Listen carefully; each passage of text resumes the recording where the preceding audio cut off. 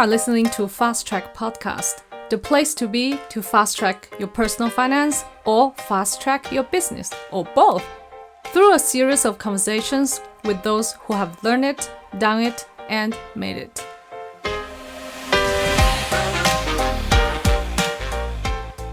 Jack Vincent started his career as a magazine editor and writer. 2 years out of university, he moved from New York to Barcelona with one-way tickets. But jobs in journalism weren't that easy to find in the early 80s. But he found his sweet spot in marketing communications. And by the end of the decade, he was marketing the worldwide sponsorships to the Olympic Games, the World Cup football, and the ATP Men's Tennis Tour. And today, not only he's helping people to sell more effectively, he's back to writing. Only this time, it's screenplays and fiction thrillers. And paradoxically, that fits with sales. And today we are going to talk about how to sell more effectively, how to become more persuasive, and how neuroscience can help you to gain influence. Welcome to Fast Track Podcast, Jack. Well, thank you for having me, Yazi. I'm delighted to be on your show. Yeah, and you have a very interesting life experience that you now live in 3 different locations, 2 countries, and start from the beginning. So where you come from originally? Well, I come from a really cool region of the world, the Woodstock region of New York State. You're probably too young to recognize it. In 1969, there was a huge concert there with Jimi Hendrix and Janis Joplin and The Who and all of the great bands of that time. And it's about 2 hours north of New York along the Hudson River is where I grew up in a town called Catskill. It was just a normal life, you know. For me, it was, just a normal life. And now I look back and say, we were so lucky the way we grew up. It was just easy. Everything was easy. And now you live in both Switzerland and Spain. And in the bio, I mentioned that back then you bought one-way tickets, from New York to Barcelona. How did that happen? Oh, what an adventure. Way back in the late 70s, I was a student at Syracuse University, and my best friend talked me into doing a semester in London. And I did the semester in London, and I traveled around the continent. And I fell in love with Barcelona, and I fell in love in Barcelona.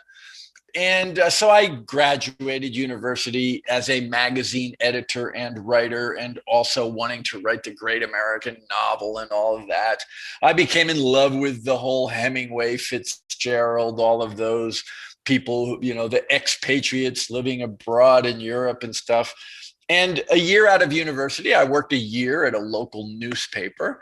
I thought, I'm going to buy a one-way ticket to Barcelona and go live the expat, poet, writer life in Europe in the middle of the old town of Barcelona. And it was great, but the jobs weren't for the picking. So licking envelope, this was a long time ago, Yazi. When I was trying to sell articles to editors in New York, I was, licking envelopes and putting airmail stamps and sending off my article ideas to editors. And, and it was a long, slow process. And the next thing I knew, I was working in marketing communications and then marketing and sales, and on and off, that was close to 40 years ago. And, 30 of those years I've been here in Europe. Wow. And back then, so you quit your job, or you just graduated from your university, then you flew to Barcelona? No, I graduated university. I had a girlfriend in Barcelona, graduated, that I met in, while I was living in London and all of that. And, we were in touch, and one visiting the other every 6 or 8 months. So I graduated university in journalism and magazine, and I was working on a newspaper, and I also became the editor of the weekend magazine. So the Friday copy comes and you have a magazine inside. I was the editor of that. So I did that for a year. So a year out of university was when I said, well, working in my hometown, a year out of university, I said, Barcelona is waiting for me. Europe is waiting for me. So I just bought a one-way ticket and kind of moved in with a woman. And yeah. And how long have you lived in Barcelona then? For over the next 16 years, I lived in Barcelona for 11 of them. Okay, so I was a little bit back and forth. So I went as this, wannabe Hemingway writer, and then years later, I moved back, and my career was starting to. And then years later, I moved back again, 5 years before the Olympics, and I was working in a big sales and marketing job for a U.S. multinational. But I was soon recruited by a headhunter who was recruiting for the agency that sold the worldwide sponsorships to the Olympic Games. The 92 Olympics were going to be in Barcelona. And so 3 years before that, I was working on the worldwide sponsorship sales and marketing of the Olympic Games. And I mean, that was, I break into sports marketing and I'm at the top of the game working on the Olympics and the global marketing program. Yeah. It was extraordinary. And then I stayed with, then they moved me to Atlanta. Long story, but I was in the States again for like 7 years before I moved to Switzerland, because by that time I had married someone from Switzerland and had a family with her, and a great job came up in Europe. And there I was back. Yeah, I was working. I moved to London and the family moved to Switzerland. And I was working on the ATP men's tennis tour at that point. And it was so much fun. We didn't travel every week, but we were wherever the big tournaments were. We were usually there because that's where business was done too. The tennis business, sponsorships, TV rights, the administrators of the sport, so we would watch a little tennis, have a nice lunch, and go into meetings wherever the men were playing. It was extraordinary. It was so much fun. And at that time, how did you learn Spanish then? Oh, I learned Spanish back in the beginning when I was in university in London, traveling around Europe, met a woman from Barcelona. She and I were visiting each other for like 3 years. Summer of 1980, I think it was, when I bought that one-way ticket and landed there. Her English was no better than my Spanish. And when I landed there, she said, "Hey, look, you're living in Spain. You and I are going to talk Spanish." And so she and I talked Spanish, and, I was just submerged in the Spanish. I would wake up in the morning and whatever I would do, it was Spanish or Catalan for Barcelona. So I learned Spanish really quickly, and I also learned Catalan pretty well at that time. I mean, it was just all day long Spanish. There was no choice. Where now I live in Switzerland, and I say, "Oh, mein Deutsch ist nicht so good," and they say, "Oh, English." But 35 years ago or more, 40 years ago, living in Spain, I would say, "No hablo tan bien el español," and they would say, "Usted habla muy bien," because they didn't speak English. Yeah. And my Spanish was survivable. So when, you're surviving and, it just gets better every day. Where in Switzerland, they don't give me the chance to speak German because it's so bad. Nobody wants to deal with it. And they know English. Yeah, totally understand. I think even if you are in a situation that you are forced to learn and speak the local language, you learn faster, right? And in Switzerland, some people or majority of people can speak English, and it's just easy. I think that's my biggest problem with learning German. I have 5 reasons why I learned German more slowly than Spanish, but Swiss German is no day at the beach. German is more difficult than Spanish. Then you throw Swiss German on. So that's 2 reasons right there. But, I'm older. That's another one. And, the other one is, when you start struggling with German, they just go into English, and then a year later they say, "Well, why aren't you speaking German?" And it's like, what are we speaking right now? English. You're part of the problem. And so you were like a full-fledged in your marketing career, but in the bio, I mentioned that now you are a coach. So how did it happen from your career in marketing, and now you are independent as a coach? Yeah. I guess I'm an accidental coach. The sports marketing industry crashed in 2001. There was the internet bust, And, the money really comes from corporations. Even television rights, that's TV stations buying the right to be the broadcaster of an event, that comes from advertisers, because without advertisers, they buy these rights, the broadcasters, knowing that they're going to sell the advertising. At the same time, so that's one stream of income for organizers and the ones who hold the intellectual property. The TV rights, the other main one, well, then you have tickets and all of that, and then you have corporate sponsorships. And usually the corporate sponsors are the advertisers too. And everything just crashed in 2001. The first thing to lose budget is sponsorships, and with that, TV rights. So the whole industry just crashed. And I had been working 16 years in it and I decided it was time to go. Well, at first I was consulting, and then one of my consulting jobs kind of turned into training. And then they recommended me on to another client. And I thought, you know what, this is fun. I was enjoying it. I'm not a young man now. This was 20 years ago. I was in the middle of my career, and I had a lot of things that I could share with people. I mean, selling, the Olympic Games and things like that. And I was also learning again. I had stopped learning in sports. Here I was, having sold the worldwide sponsorships to the Olympic Games, had worked on World Cup football, had worked on other events, ATP men's tennis tour. But I was kind of not learning after 16 years. I really wasn't learning. Okay, the internet was growing, so I was learning a little bit there. And since I've been a coach and, a sales trainer, I've found that I learn a lot. As I'm coaching my clients, I learn as well. And it also gives me the bandwidth and the creativity to write books and things like that. So I've written 3 books. My big one is A Sale is a Love Affair. And that would not have happened if I was living the corporate life. Right. And tell us a little bit more about this sale is a love affair. Well, it's weird. A sale is a love affair because it is.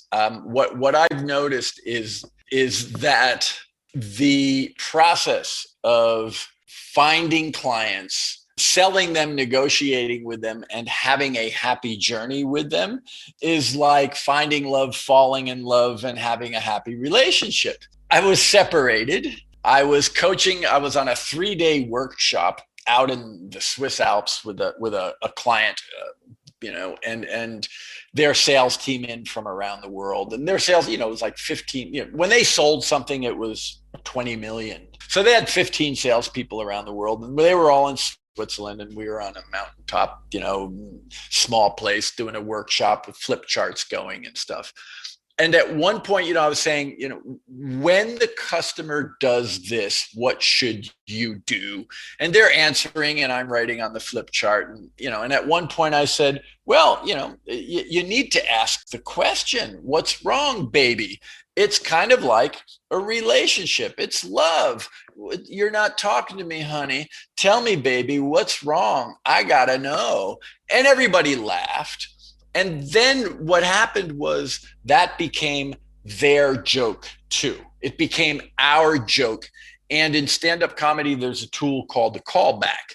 If you get a laugh about something early in the show, keep calling back to it and people will just laugh. Okay, so, like maybe in New York, they'd say, the driver's from New Jersey, and you get a laugh. And then throughout the show, you can just keep referring to New Jersey and you're going to get laughs. And so what happened was I noticed that, even like an extroverted woman salesperson at one point, we're talking, how do you close the deal? And, and I'm writing their answers and putting my insights into it. And this one woman said, guys, you're so slow. I just look at my clients and I say, we've had dinner, we've had drinks, are you coming back to the hotel with me? And everybody laughed. And when I saw that this joke was their joke and it was corporate, okay, I said, man, this book has got to be written. And I was newly single, and I was just seeing the parallels of being in the dating world and being in the sales world. A sale is a love affair, and it's like 45 chapters, which after the intro and before the outro, it's like, 40 stories that make a link between selling and falling in love. The different steps of the deal, from getting attention and starting a conversation, to focusing that conversation, to asking questions and listening, to closing the deal. Yeah, closing the deal. And it could be a quickie, or it could be a long-term relationship. And I go into the subtleties of that. Some clients don't want you forever. Other clients do. You need to negotiate differently. Wow. And where can people find this book? A Sale is a Love Affair by Jack Vincent. It's called A Sale is a Love Affair: Seduce, Engage, and Win Customers' Hearts. It's on Amazon. Okay. We will put that in the show notes. Thank you. Sounds very interesting. And so let's talk about sales a little bit more. What are the common mistakes you've seen people made? I'm doing one of them now, but you're interviewing me, and I'm not selling to you. I'm your guest. If I were selling to you right now, one thing I would be doing wrong is talking too much and talking about me. Okay. But I'm your guest on your show, so we have to face that reality. For example, I now have a new thing because I'm back into writing and writing fiction too. I see the links between fiction writing and business storytelling. And it's not about you. When people say, storytelling in sales, tell your story. I'm like, no, don't tell your story. So if you have to talk and it's early, you may want to tell the story of a customer who is like the customer sitting, the prospect sitting in front of you. Tell their story, why they were hurting, why it hurt, what was going on in their lives when they found you, what happened when they found you, and how you made their lives better. And at that point in the story, people will, like if you're at a conference giving a talk like that, people at that point, they'll say to themselves, who are you? Wow, that you really help people. But if you start saying, I help people and me, people lose interest. But if you tell a story with a plot and a resolution, people want to know, wow, who is this guy? Who is this company? So that's one thing. If you tell a story, don't tell your story. Tell the story of another customer and make it dramatic. They had consequences if they got it wrong. And you can do that in 45 seconds. Okay. Or you can do it in a 10-minute talk, but you can do that in 30 seconds. Oh, I had a customer just like you. Bing, bing, bing, bing. And then we did this. And then they get interested in you. But the minute they start getting interested in you, then you need to ask questions about them. So answer their questions quickly and then follow up with a question and really go. And when they answer, don't say, I have a solution. Go deeper, go deeper, go deeper. And the more that they talk and answer good questions, not just any question. Okay. I have a series of questions. And the deeper you go, and not just deeper, but where you go with your questions, they start trusting you. We trust people who listen to us more than we trust people who tell us how good they are. So if I am asking somebody, where does it hurt and how did it get started and who else is this impacting? And the more they talk, the more they're trusting me. So that's one thing. And then don't think your solution is so goddamn brilliant that the client can't make it better. In fact, it's your job to kind of lead the way in building a solution, but let them give good, hard feedback on it at every step. And when they say that won't work here, it'll kind of work, but not really. At that point, don't say, I know, I was just putting it. No, don't get defensive. Be strong, be secure. There's strengths and vulnerability. And when they go, it kind of works, but not really. And let me tell you why. Look at them with love and say, yeah, how can we make it better for your specific organization? Then when they start co-owning the solution, they're more likely going to buy it. And when the boss says, I'm not so sure about this, they will defend it. But if it's your brilliant solution and they like it and they say goodbye, and a day later they're talking to the boss and the boss says, I'm not so sure, they'll say, yeah, I'll tell him to go away. But if they co-own the solution, you've listened, you've asked them to join you, you're an expert, okay? But they know their organization or they know their life. When they join you in building the solution and take an active role in it, they're more committed to it.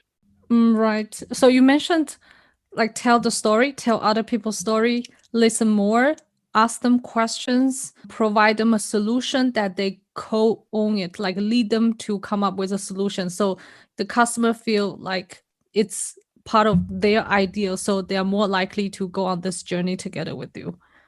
That is it. Very, very good summary. I'm listening. Very good job. So my next question actually is the same, like the mistakes people made and then how to sell effectively. And next, I want to touch on the be persuasive, because you mentioned to me that you want to talk about it. You also have a book coming up. So how can people be more persuasive? Because there are people who are naturally, a little bit more quiet, a little bit more introvert, and how to be influential, convince other people. Well, that's what I'm doing in Madrid this week. I have my first draft done, and this, believe it or not, I'm in the middle of a busy city, but I can find my loneliness here. I can find my solitude here, I should say. And so I'm working on going from first to second draft is a lot of work, but that's really when everything takes shape. And so I'm right in the heart of it now. How can we be more persuasive? Introverts, by the way, have advantages over extroverts. Okay? Nobody is perfect. And nothing works always but that's all part of the yin yang. Introverts listen better. And by listening, you become more persuasive. I'll say it again. We trust people who listen to us more than we trust people who tell us how good they are. Now, back to persuasion. You have a point you want to make. And, I hear people say all the time, be authoritative. Yeah, that helps. Use logic and emotion and credibility. And it's all about what you're saying and how you're saying it and what you're saying and build it. And I'm like, you're forgetting the one most glaringly thing. As you're being so authoritative, as you're being so logos, ethos, and pathos, as you're saying this, as you're building your argument, what about involving them? What about listening to them? And if you're going to stand in front of me for 5 minutes and make a really good case and you get done and I go, okay, I knew that already. Or, yeah, you've raised some good points, but you haven't addressed my problem. We need to listen more. So my next book is The Persuasion Paradox. Neuroscience, about neuroscience and psychology and, our reptilian brain and the way we are is the way we've been for hundreds of thousands of years, tens of thousands of years. And it's a question of push and pull. So pulling is asking the questions. But you need to start. If I walk into a meeting and look at everybody and they go, well, come on, Jack. And I'm going, no, I want to listen. People will think I'm stupid or weird. So I need to lead. I need to take the lead.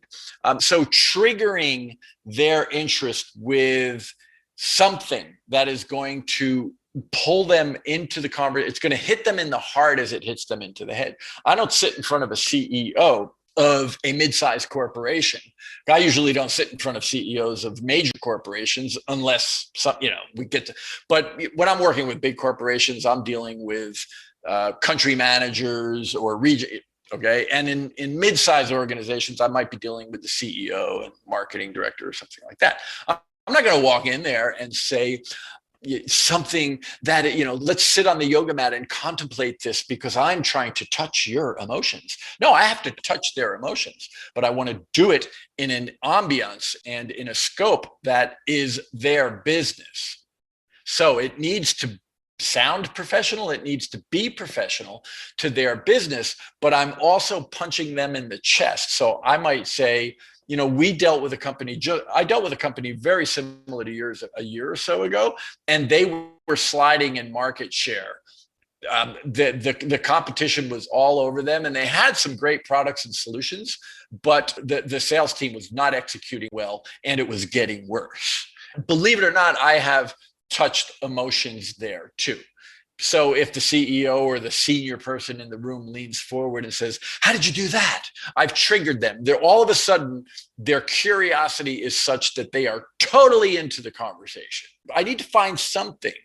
And research helps. You need to show up and know what they need because you do your research. They're not going to have on their website what their big problems are.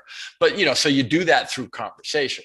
But to know maybe in a phone call before, I need to say something that triggers them into wanting to have a robust dialogue with me. Once I get there, then I use my pull.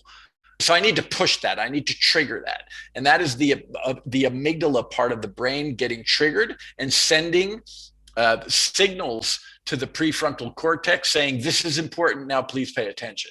But that's the reptilian brain emotionally saying, "This is important. Pay attention." We are, walking through the woods and a large animal comes out and looks at us and roars. We are triggered into dealing with this. We're not going to take out our mobile phone and text a friend about dinner on Saturday night. Our attention is totally in. Now our rational brain is saying, deal with it. The emotional brain is telling the rational brain, deal with it. And it's the same thing in a conversation. You got to break through the filters with something that is going to make their jaw drop and want to go deeper into that conversation. You need to push them there. Once they're in, step back and pull and navigate the conversation through to understanding them, showing them that you're trustworthy, building the solution together. When you build the solution together, the next layer out of the brain is the hypothalamus, and that starts secreting oxytocin and dopamine. When we collaborate, we build a collaborative vibe. There's actually chemicals going on in the brain that's saying, "I love this. I'm falling in love."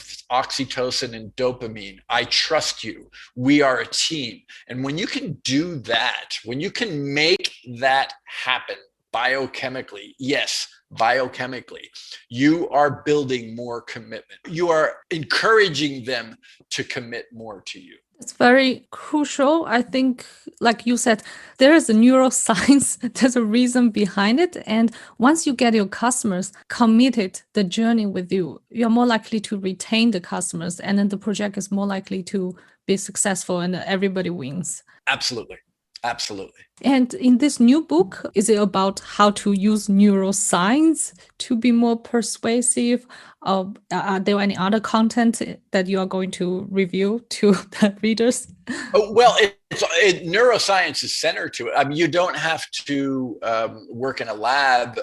No, it's about conversational tools. But these conversational tools trigger things in the brain and in the psychology that make you more persuasive. So authority is important, okay? Right. You can be introverted and still be an authority.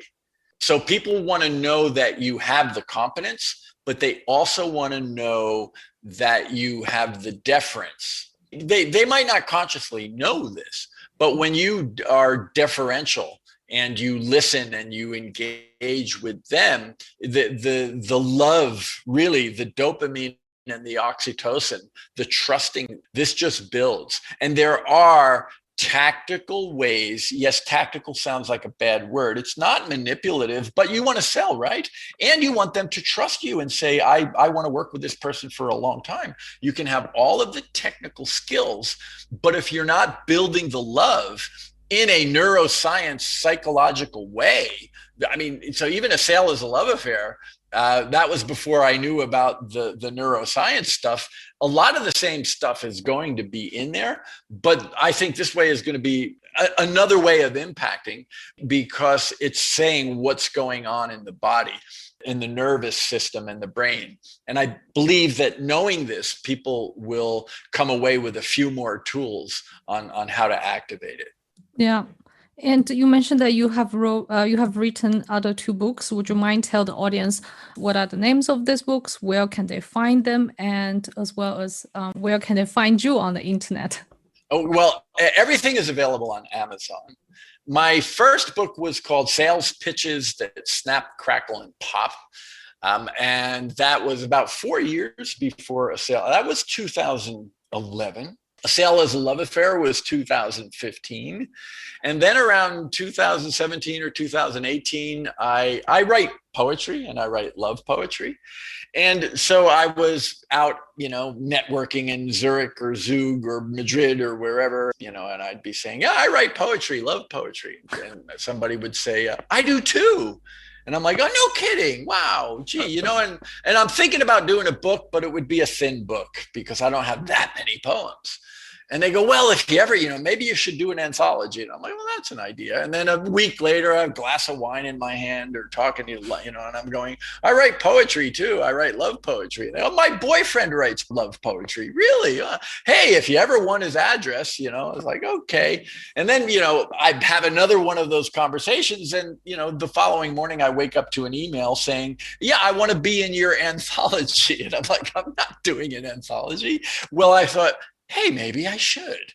So it ended up, it's called Poems for Lovers, Poems with Friends. It's got 16 other poets in it.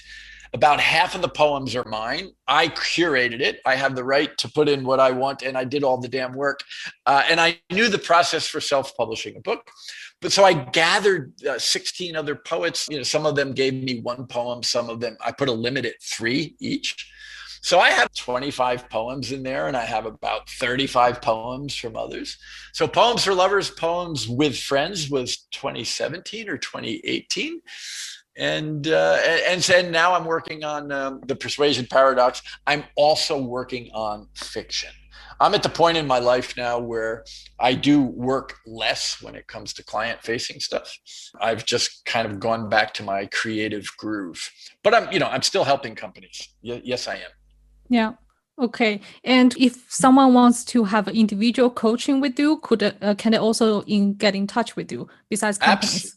Absolutely. jack@jackvincent.com. And my website is jackvincent.com. I'm all over the place on LinkedIn and Facebook. I'm easily findable. And I'm on Instagram. I'm Story Warrior Jack Vincent. Okay. Thank you so much, Jack, for being here. Thank you so much for all the great content and sharing your knowledge with our audience. It's been a pleasure being here, Yazi. Thank you for having me. I hope you enjoyed this episode of Fast Track Podcast. Show me your support by liking this episode and sharing it with your friends.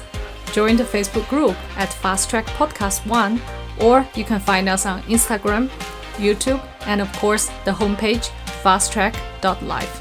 See you in the next episode.